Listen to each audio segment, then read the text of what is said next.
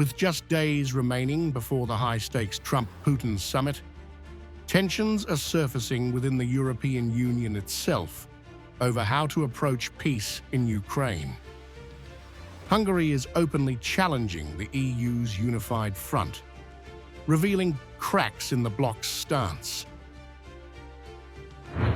The European Union issued a firm statement condemning Russia's ongoing war of aggression, reaffirming its support for Ukraine's sovereignty and territorial integrity. The EU pledged to maintain sanctions on Russia and continue providing political, economic, humanitarian, and military aid to Ukraine. However, Hungary's Prime Minister Viktor Orban refused to back this statement, breaking ranks with his European partners. Orban sharply criticized the EU for attempting to set preconditions on a summit that the bloc itself was excluded from. The upcoming meeting between US President Donald Trump and Russian President Vladimir Putin. The statement attempts to set conditions for a meeting to which leaders of the EU were not invited. The EU was left on the sidelines, and providing instructions from the bench would only make things worse. The only sensible action is to initiate an EU-Russia summit based on the US-Russia example. Let's give peace a chance.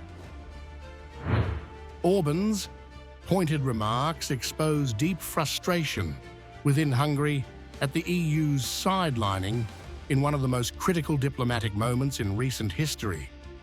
He rejects what he calls the EU's overreach and insists that true progress can only come from direct dialogue with Russia.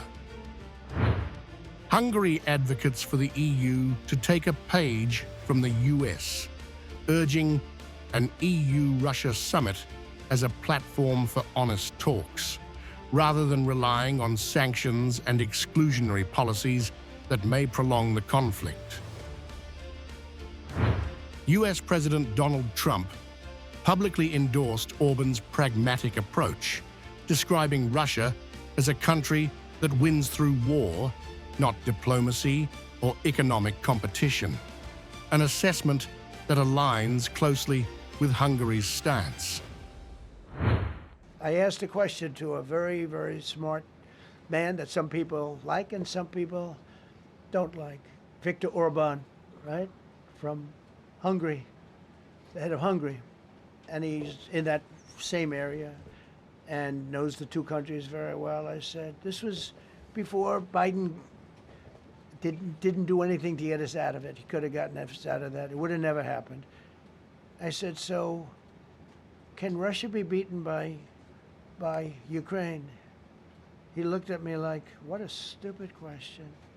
He said, Russia's a massive country, and they win their country, and they win their life through wars. They fight wars. That's what they do. As divisions grow within the EU, the world now turns to Alaska, where Trump and Putin will meet. The outcome of their summit could reshape the future of Ukraine's peace and the cohesion of Europe itself.